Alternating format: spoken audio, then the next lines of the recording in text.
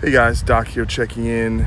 It's been a rough couple days, I think, for the country. We've been going through it, dealing with a tragedy that has caused a lot of problems for a lot of people. And one thing I've observed, I think is the major contributor to this is concept called selective empathy.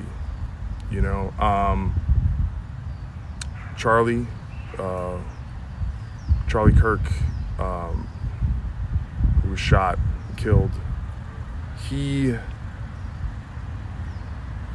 pretty much didn't believe in the concept. He said, I think the direct quote is, "I can't stand the word empathy," and called it made up new age term that does a lot of damage.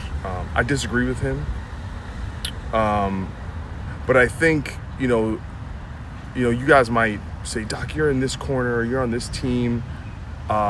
And listen, I have my leanings, and I think it's fairly easy to kind of read into what that is. But I'm completely against the concept of tribalism and partisanship, because I think it makes you dumb when you put people in categories and you sum up. I know it just because you vote this way or because you have this one opinion, I sum up everything about your personality. It's a form of prejudice. And you guys know I got friends of all stripes, family members, and that's not the one metric I use to judge them.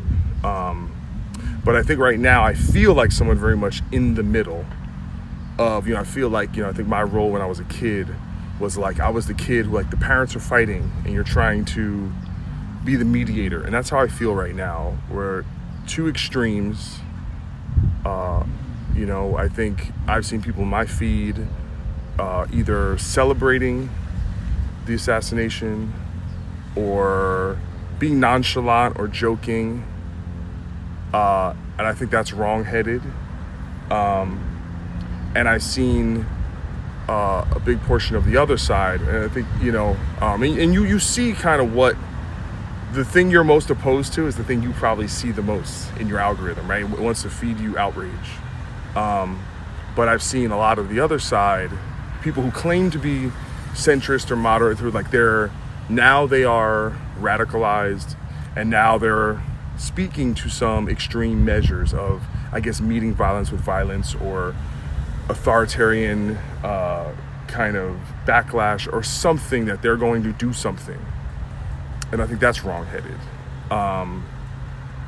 But I think it speaks to a lot of things that me, as someone who has a political vantage point and I have my opinions and my philosophy, I think what makes me feel like someone who seems like a centrist is I could disagree with your point, but my empathy allows me to see your point and go, okay, like, I don't agree with you, but I can see from where you're coming from. Like, you gotta remember, most people think they're the good guy, right? Like, you take an issue like abortion, right? People who are very hard on one end have selective empathy, right? If I am pro-life, I am empathic towards the unborn children, and I truly believe that children are being murdered, right? But if you are pro-choice, you just go, no, your empathy fails to look at their side. You go, no, I'm just going to, you just hate women. But their empathy is thinking about those women and saying, hey, they don't, maybe they're too young, or maybe they don't have money, or maybe the father disappeared. And you see what I'm saying? Like, I can have a position on that where I believe one position over the other, but it doesn't disallow. My empathy allows me to look and say, hey, I think you believe what you're saying. But the reason why it's so contentious is the two sides fail to see each other's empathy. And the same thing is happening with this issue, where some people on kind of the leftist side, from their perspective, they're going, well, I'm not sad he died because he stood for a host of issues that endangered and made lives harder for immigrants, for LGBT people, for black people. He said it was okay to have the Second Amendment because some people have to die, right? You can go through a host of things and say his project was dangerous enough that it created a worse environment, and so I don't feel bad. Now, I don't agree with them in the sense that just because someone's like, the outcomes of what they do, it might not be great, I don't sit there and celebrate their death. I actually got choked up, thinking about his kids, thinking about his family, and I can stand his politics, and the other side feels under attack. They feel like, they are absorbing all this stuff, and they're like, well, they're celebrating, so they believe in death, and so in order to fight death, I have to become the thing. And I don't agree with them, but I understand where it comes from. And when you have people the problem is that takes work.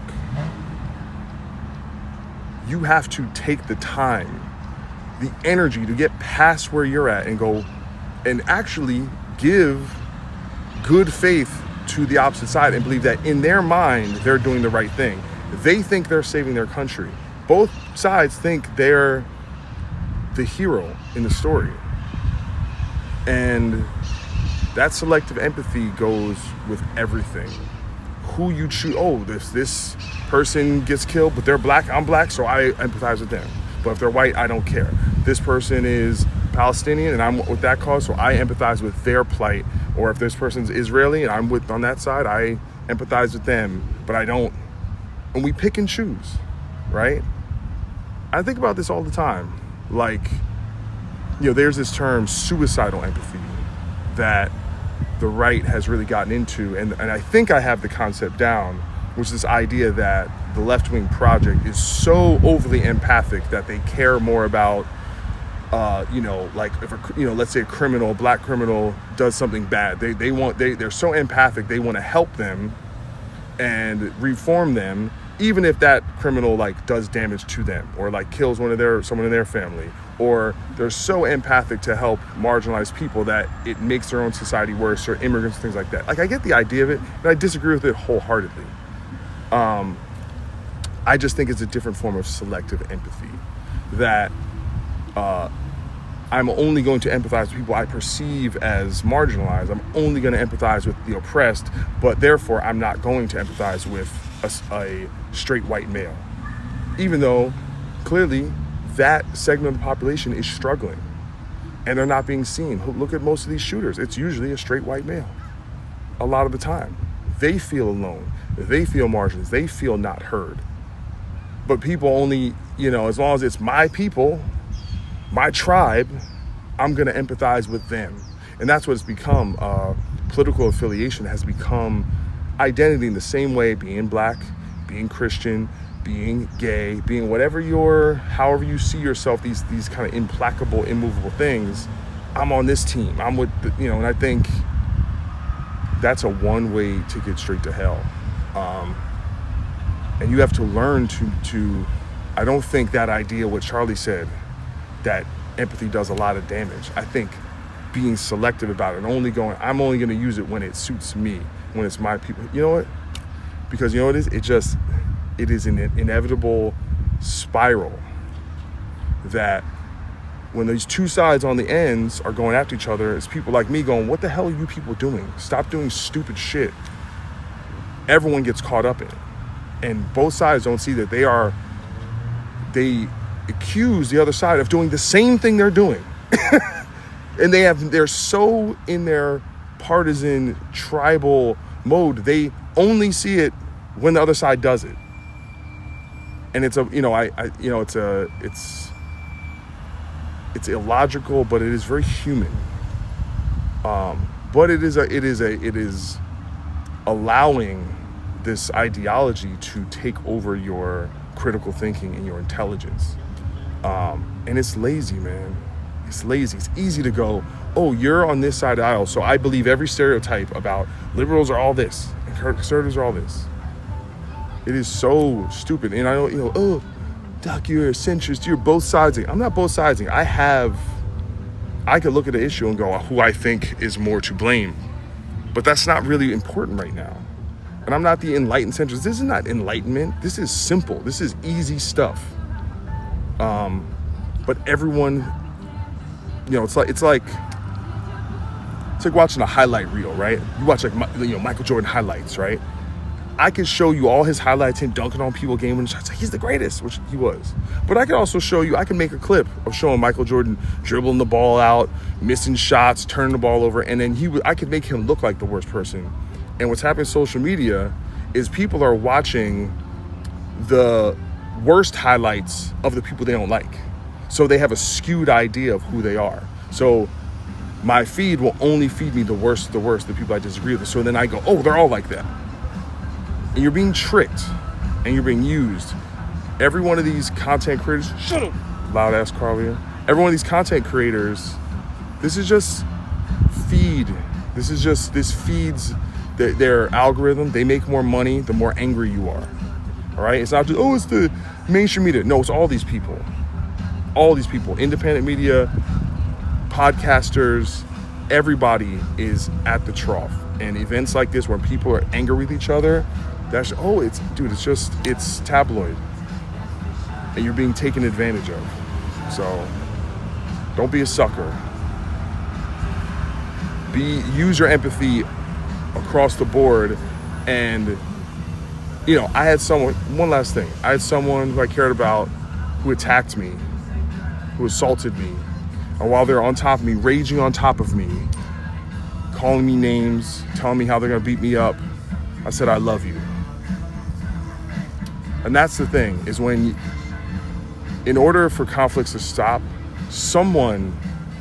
it takes a lot more courage to put the weapon down and go, I'm not going to engage, even though you are. I will not lower myself to your standard. Charlie didn't believe in empathy, but I don't have to be like him.